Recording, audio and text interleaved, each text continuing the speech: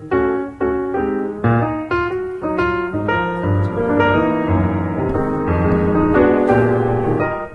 I know that there are a lot of these illusionistic ceilings that were made during the Baroque period in the 1600s, and this looks like a really beautiful one and an early example, right? It is an early example. This was begun in the late 1590s and finished in the very early 1600s. It's the Farnese Gallery ceiling by Annibale Carracci, a Bolognese painter. And I said illusionistic because that's really what it is. It's like it's entirely an illusion, right? Everything that you see above the moldings on the walls is fresco. It's all paint. There is nothing three-dimensional. So everything that looks like sculpture, everything that looks like a frame, right?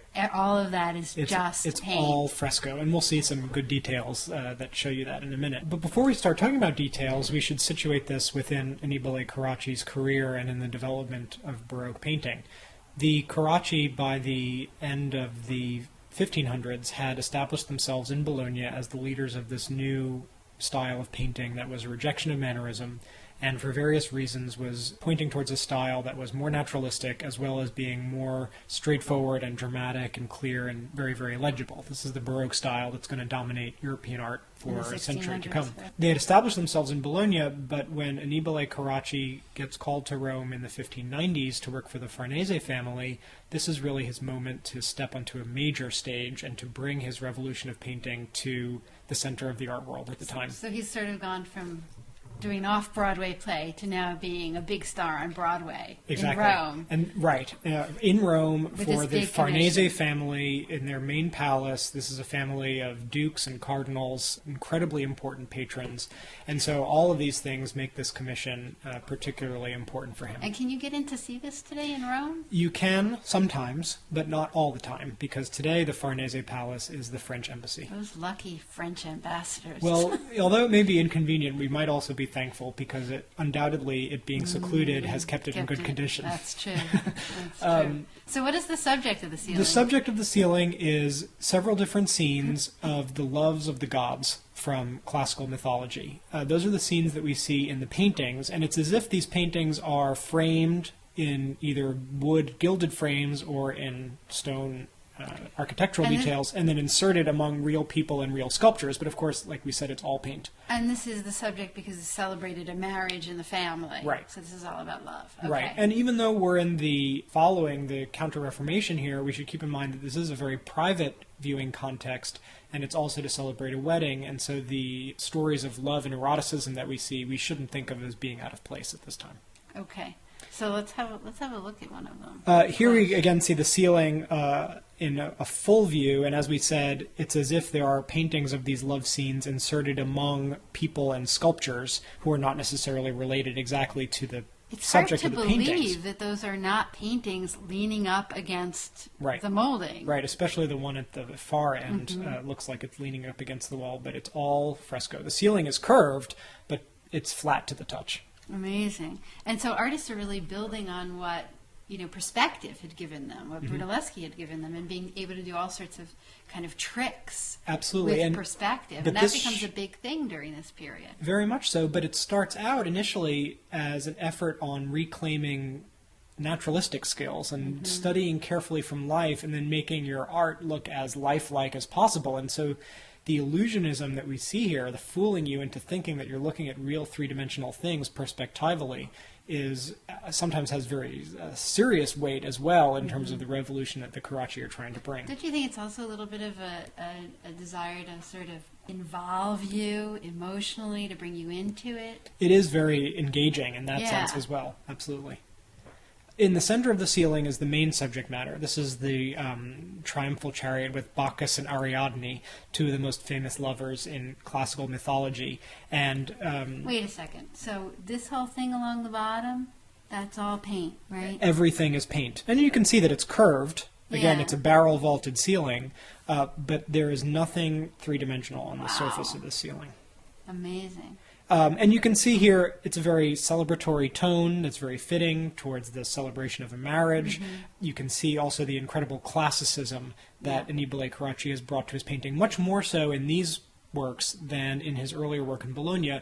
But of course that makes sense, not only because of the classical subject matter, but also because now he's in Rome, the heart of classical antiquity. Right. Here's a really good example to look at where we can see our different levels of reality. This particular scene in the middle, the painting that's fictively inserted in the ceiling, is the story of Diana and Endymion.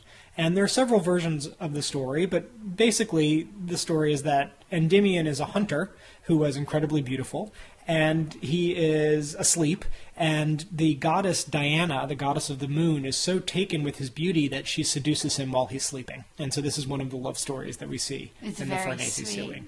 It's very sweet, and that the sweetness of it and the seductiveness of it is, as in all Baroque paintings, no matter what their subject matter, communicated through gestures and facial expressions. And so the way she tenderly caresses his face, the way that the figure of the Cupid in the back is saying shh because he's sleeping, all of these things. When we say that Baroque art uses gestures and dramatic expressions and so on to tell a story, we're not always talking about religious art. I mean, sometimes it can be something like and this. I noticed still, too, that use of a diagonal line. Actually, we kind of have two intersecting diagonal lines, almost like an X shape to the composition. Everything also, again, very close to us. Close to the viewer, also very, very simplified. The whole composition is boiled down to its essentials. Nothing confusing, nothing enigmatic, which had been the hallmarks of the Mannerist style that has now been rejected. And that's Diana, goddess of the moon. Right, and you know it's her because she has her little moon on her headband, and you know that she's a goddess, not just some seductive woman lurking in the bushes, because you can see she's floating in on a cloud. On the clouds, right. Right. And I just am amazed by the illusion. I mean, it looks as though these are, stucco or sculptures that are lit from below. Well, because of course that's where the windows are, and Annibale Carracci has carefully studied the light sources, the real light sources in the room, to then paint these fictive sculptures and people as if they're being lit by the real light entering the space, and that enhances the illusion. This is an especially good detail to look at. And the shadows. I mean, the shadows are so dark around the shoulders of these sort of figures that frame them, so that it really looks like they're kind of in high relief there. That's exactly what they're supposed to look like. And I'll draw your attention to the sculpture on the right. His left, the arm on the left, which is his right arm, is broken off. So it looks exactly like a real Greek three-dimensional sculpture that would be broken, Right. but the joke is there's nothing there to break because it's flat fresco. Paint. Yeah. It's tricky. It is tricky. and fun. And There's again, something really playful about it. Which I is think. Appropriate for the subject matter, again, because it's a love stories and because it's about celebrating the How long did this take him to paint the Several ceiling? years. I'll bet. Beginning in the mid-1590s and finished very early. But he worked with a 1600s. workshop, as most artists did then, right? Most artists had workshops working for them, mixing paints and getting things ready. And obviously the example that he must be looking at is Michelangelo's ceiling. Of course. Now, the Carracci had been interested in all of the major artists from the High Renaissance as inspiration and resources with which to reject what they saw as the convolutions and the strangeness of Mannerism. But Michelangelo becomes particularly important when Annibale Carracci goes to Rome, because Michelangelo's Sistine ceiling that we're looking at a section of here does exactly the same thing. And if you think about it, the format is very much the same, even though the subject matter is very different. Inserted paintings, painted sculpture and architecture around the painted scenes in the center, mixing of the sort of painted images in color with images that figures that look like sculpture. Yeah, and so this is a very good illustration of the idea that in some ways Baroque art is a return to the principles of the High Renaissance, but also going even further than what had been done in the High Renaissance, increasing the drama,